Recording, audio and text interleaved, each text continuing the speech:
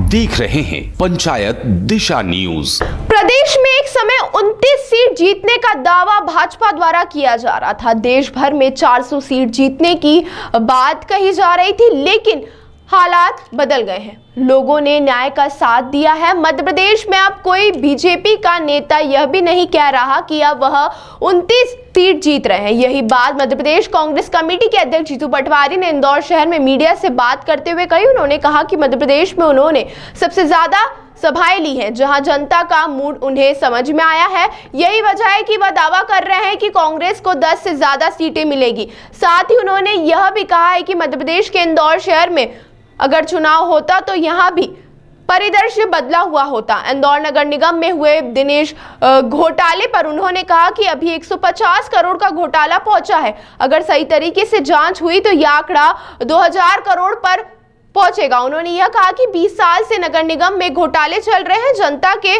खून पसीने की कमाई जिससे जनता टैक्स अदा करती है, उस पर डाका डाला जा रहा है। नहीं, हमने ये कहा है कि जनता अपने मत का उपयोग करे, सदुपयोग करे, जो इच्छा पर वोट जरूर करे। लेकिन लाखों यहाँ पर भी मतदाता कांग्रेस से जुड़े थे, उनके लिए बूथ पर बैठेंगे इस बार कांग्रेस के लोग, उसकी क्या तैयारी? ये अभी आपको समय बताए ताई के पास भी लोगों के फोन गए थे कि हम इस बार ये वोटा में वोट डालेंगे, फिर उन्होंने समझाया कि ऐसा नहीं है। इस तरीके से क्या वहाँ पे देखो, ताई इस शहर की सबसे वरिष्ठ नेताओं में से, व्यक्तियों में से, नागरिकों में से एक है। कई बार सांसद रही, वो विपक्ष से रही। वो सांसद रहते हुए हमें डांटती थी, फटकारती थी, हमें सीख देती थी। मेरा तो बहुत उनसे स्नेह है। तो मैं समझता हूँ इस उम्र में जाके वो दलगत राजनीति से ऊपर है। अगर अब भी वो ये कहें कि मैं पहले पार्टी की हूँ और पहले समाज नहीं सुधरना चाहिए, या राजनीतिक जो क्रियाकलाप है ये सही है क्योंकि मेरी पार्टी ने किया है, तो मैं समझता हूँ वो मेरे हिसाब से सही नहीं। अगर पिता अपने बेटे की गलतियों को छुपाएगा, उसकी एक सीमा होती है। माँ, वरिष्ठ घर का मुखिया, अगर परिवार में कुछ भी क्राइम हो रहा है और उस पर एक तरह से मौन है, पहले तो मैं बधाई दूँ ताई को कि उन्होंने इतना तो बोला। हाँ, गलत है वो तो मेरा ख्याल है। उसमें उनको और मतलब मैं क्यों उनको कहूँ कि वो क्या कहे, पर उनसे अपेक्षा ये है कि वो दलगत राजनीति से ऊपर है ऐसे क्राइम के। बाकी अपने अपना विचार है, अपनी अपनी पार्टी है, उनने उनको पहचान दी, उनकी पार्टी की, उसका सम्मान रखना उनकी दायित्व है।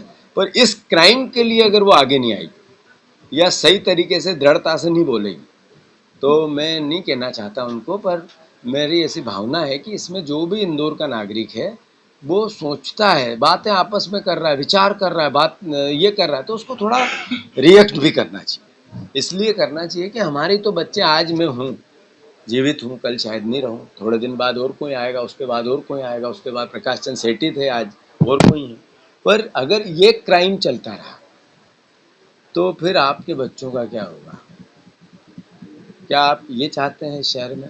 तो फिर पार्टी के बने रहो। और अगर आप ये चाहते हो कि मेरे शहर को जैसा हमने स्वच्छता में नंबर 1 किया है, ऐसा हम राजनीतिक स्वच्छता का भी मैसेज देंगे, तो इंदौर वासियों से मेरी फिर प्रार्थना है, विचार करो, वोट जरूर डालो और अंतर मन से निर्णय लो कि अगर जीतेगा बीजेपी का ही सांसद यहाँ इंदौर शहर में, पर हम अगर उसके बाद भी नहीं सुधार कर सकते, मतलब आपका बिगड़ना कुछ नहीं, बने बीजेपी का कार्यकर्ता है, नेता है, कोई है, आम नागरिक है, कांग्रेसी है, वो जो उसकी पसंद नापसंद से असर ही नहीं होना है वोट पे, चुनाव पे, जनप्रतिनिधि पे, तो कम से कम मैसेज दे कि हाँ ये सही है, मेरा नुकसान नहीं, अगर किसी का फायदा हो जाए तो मुझे क्यों नहीं करना चाहिए। ये तो सब धर्मों में कहा है, ईश्वर ने कहा है, भगवान ने कहा है, हम आपस में अपने बच्चों को सीख देते हैं।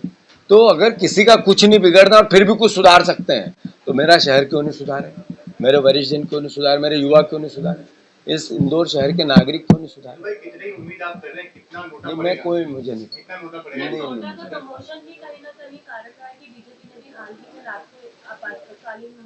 मुझे इससे कोई बीजेपी ने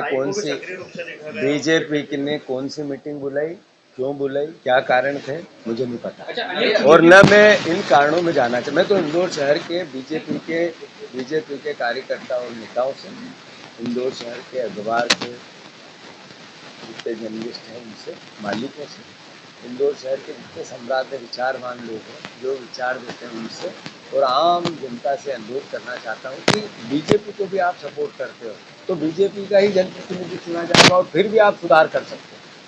मतलब आपका पैसा एक भी खर्च नहीं हुआ और आपने बीमारी को सुधार दिया, मैसेज दे दिया, तो भी नहीं करेंगे तो फिर मेरा शहर जीवित शहर है, मेरा शहर मरा हुआ शहर नहीं है। ये मुझे पता है। मैं यह आह्वान प्रार्थना है मेरी बीजेपी के कार्यकर्ताओं से। मैं जरूर कांग्रेस का हूँ, मुझे आप चाहो पसंद करो ना करो, पर भैया आप और हमारे भविष्य के लिए, शहर के भविष्य के लिए, माँ अहिल्या की नगरी के संस्कार के लिए, अपने आने वाले बच्चों के लिए, यहाँ इंदौर शहर में जो क्राइम बढ़ रहा है अलग अलग तरीका उसको रोकने के लिए, जो राजनीतिक संरक्षण मिल रहा है उन क्राइम को उसको रोकने के लिए, जो माफियागिरी उसको रोकने के लिए, एक एक हथियार से कई सुधार है, एक गोली से कई बीमारियों का अंत है।